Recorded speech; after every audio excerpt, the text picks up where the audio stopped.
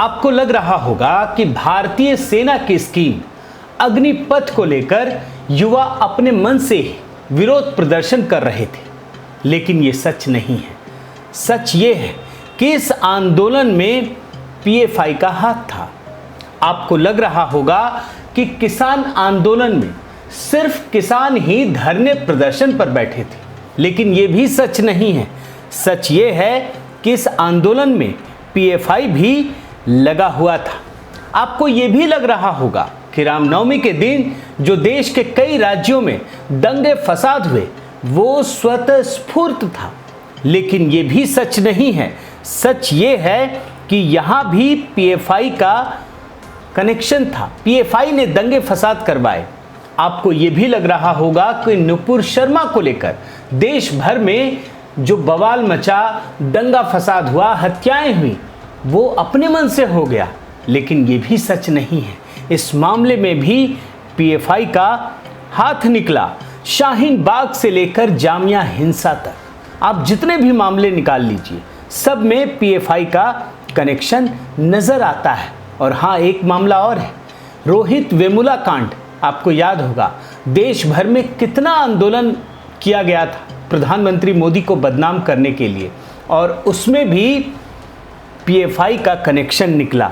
आज के वीडियो में मैं आपको दिखाऊंगा पीएफआई का वो मायाजाल जो कांग्रेस के राज में पैदा हुआ, लेफ्ट के शासन में फला फूला और आम आदमी पार्टी जैसी नई पार्टियों के शासनकाल में इसमें पानी देने का, इसे सींचने का काम किया गया। साथियों नमस्कार, मैं हरिश्चंद्र बर्णवाल। आज़ाद भारत की राजनीति को अगर दो भागों में बांटना पड़े तो पॉलिटिकल साइंस का कोई भी विद्यार्थी इसे 2014 से पहले और 2014 के बाद की राजनीति में बांटना चाहेगा। वो इसलिए क्योंकि 2014 के बाद जो भारतीय राजनीति का कहरा है वो पूरी तरह से बदल गया, लेकिन इतना बदल जाएगा ये किसी को यकीन नहीं था। आपको लगता होगा कि कांग्रेस अपने दम पर प्रधानमंत्री मोदी को चुनौती दे रही है, लेकिन सच्चाई ये नहीं है, ये हम सब की भूल थी।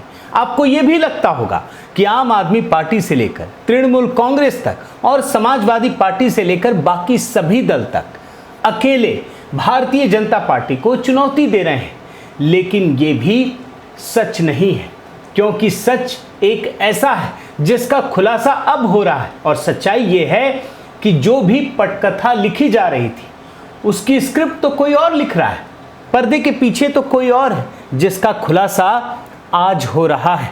अब मैं आपको कुछ तस्वीरें दिखाता हूं, तस्वीरों के जरिए आपको बताता हूं कि ये चीज़ें कैसे सामने आई हैं। आप देखिए, ये है जनवरी 2021 में किसान आंदोलन की तस्वीरें। आप देख लीजिए दिल्ली की सड़कों को किस प्रकार से बंद कर दिया गया और कई महीनों तक ऐसा किया गया था। अब एक दूसरी तस्वीर आपको दिखाता हूं। ये है जनवरी 2020 में दिल्ली में जो शाहीन बाग का आंदोलन हुआ था उसकी तस्वीर। आप देखिए किस प्रकार से पूरी दिल्ली को जाम कर दिया गया था और कई महीनों तक ऐसी ही स्थिति बनी रही थी। ये दूसरी तस्वीर है। अब आपको मैं एक तीसरी तस्वीर दिखाता हूँ। 2016 और कुछ साल पहले चले जाइए, दिल्ली और मुंबई की सड़कों पर जो प्रदर्शन हुए थे ना, और रोहित वेमुला को लेकर के हुए थे, उस समय की ये तस्वीरें हैं। और इन सभी तस्वीरों की खास बात जानते हैं क्या है? इन सभी तस्वीरों में इसमें या तो प्रधानमंत्री मोदी को कोसने का काम किया गया या फिर आरएसएस को कोसने का काम किया गया। मतलब हर चीज में निशाने पर सिर्फ और सिर्फ प्रधानमंत्री मोदी थे, उनको बदनाम करना था। अब एक एक करके मैं आपको कुछ घटनाएं दिखाता हूं। हैदराबाद विश्वविद्यालय में रोहित वेमुला की मौत के बाद जो मुस्लिम छात्र संगठन है और दलित संगठन, इन सब को एक प्लेटफॉर्म पर लाने का काम किया गया और इसके जरिए ही पूरे देश में हिंसा फैलाई गई। और ये काम किसने किया आप देख लीजिए। इस गठजोड़ में एसडीपीआई ने अहम भूमिका निभाई। और एसडीपीआई कौन है ये भी समझ लीजिए। जो पीएफआई आज बैन किया गया है ना, उसी की राजनीतिक शाखा है। दलित और मुसलमानों को एकजुट करके प्रधानमंत्री मोदी के विरोध की एक ताकत बनाया गया, जिसमें एसडीपीआई और पीएफआई लगी रही। अब आप आगे की कड़ी को समझने की कोशिश कीजिए। इसके बाद प्रधानमंत्री मोदी के खिलाफ अलग अलग बहानों के जरिए रीजन ढूंढ करके जो धरने प्रदर्शनों का दौर शुरू हुआ, उसके पीछे एक सोच थी, एक रणनीति थी, एक मकसद था। अब आप समझिए, ये खेल आज शुरू नहीं हुआ है। जो आप सोच रहे हैं ना, पीएफआई ने अचानक से कुछ घटनाएं कर दी और उसके बाद इसे बैन कर दिया गया, ऐसा नहीं है। ये तो 2014 के बाद से ही शुरू हो गया था। आज उस सोच और रणनीति का पर्दाफाश हो चुका है, जिस विरोध प्रदर्शन को कांग्रेस, आम आदमी पार्टी, लेफ्ट और तमाम विपक्षी दल प्रधानमंत्री मोदी का विरोध बता रहे थे ना, वो वास्तव में कट्टरपंथी संगठन पीएफआई से जुड़े तमाम संगठनों का खेल था। आप एक एक करके रिपोर्ट देखते चले जाइएगा। देश में सीए, एनआरसी को लेकर जो शाहीन बाग में जबरदस्त आंदोलन चला, जिसको संगठित करने, महिलाओं को आगे करने, कट्टरपंथी लोगों को आगे करने का काम किया गया, वो पीएफआई ने ही किया और इसमें तमाम राजनीतिक दल मदद कर रहे थे। जिस शाहीन बाग की चर्चा उस समय भी हो रही थी और आज भी हो रही है ना, उस शाहीन बाग में पीएफआई का एक सेंटर है। यहीं से सारा आंदोलन चल रहा था, वो केंद्र बना हुआ था। और पीएफआई के जो छात्र संगठन है, उसका भी नाम है, उसे भी बैन किया गया है, कैंपस फ्रंट। उसने जामिया विश्वविद्यालय के छात्रों को पुलिस के खिलाफ हिंसक आंदोलन के लिए उकसाया। और उस समय आपको ध्यान होगा दोस्तों कि पुलिस की कार्रवाई का सबने विरोध किया था। कांग्रेस ने, तमाम विपक्षी दलों ने साथ दिया था और ये जानते बूझते हुए कि ये हिंसक आंदोलन कर रहे हैं, इसके पीछे कोई ना कोई रणनीति काम कर रही है, उसके बाद भी इसका साथ दिया गया था। और देखिए उस समय सोनिया गांधी ने क्या कहा था, मैं एक रिपोर्ट पढ़कर सुनाता हूं, आप देखिए। Situation very serious, Sonia Gandhi slams PM for police action against Jamia students. अब इस परिप्रेक्ष्य में मैं आपको कांग्रेस के एक बड़े नेता, दिग्गज नेता, गांधी परिवार के करीबी मणिशंकर अय्यर का एक बयान सुनाता हूं। और इन्होंने ये बात शाहीन बाग में कही थी।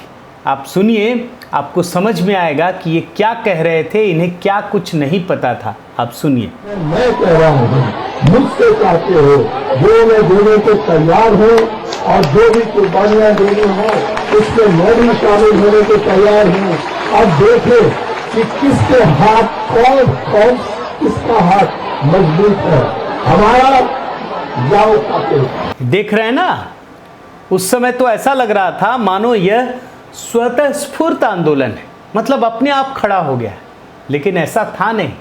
आज पता चल रहा है कि इसके पीछे एक गहरी साजिश थी और ये साजिश पीएफआई की थी। और यही नहीं, शाहीन बाग जैसे आंदोलन जो हुए थे ना, उसके पीछे पैसा लगाया गया, एक एक आदमी पर पैसा खर्च किया गया था। ऐसे ही कोई सैकड़ों हजारों लोग कैसे धरना स्थल में बैठ जाएंगे? क्या ये संभव है?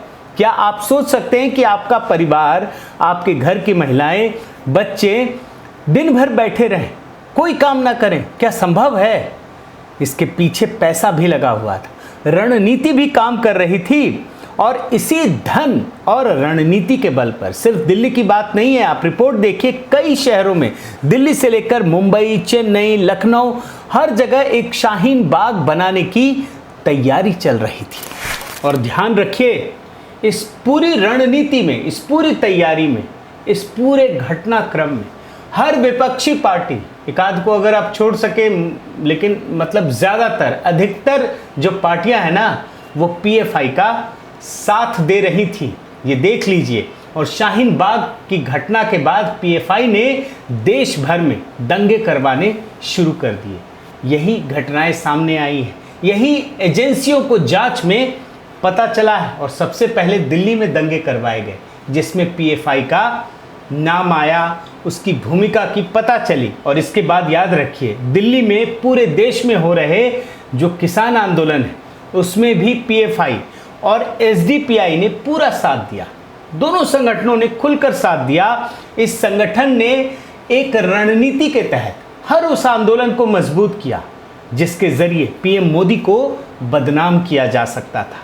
अब इसका एक उदाहरण आप देख लीजिए। कर्नाटक में जो हिजाब पर लगी पाबंदी थी उसे उग्र रूप देने में इसी पीएफआई ने काम किया था। हिजाब को लेकर कोई विवाद था नहीं, पैदा किया गया था और यही तो पीएफआई की रणनीति थी।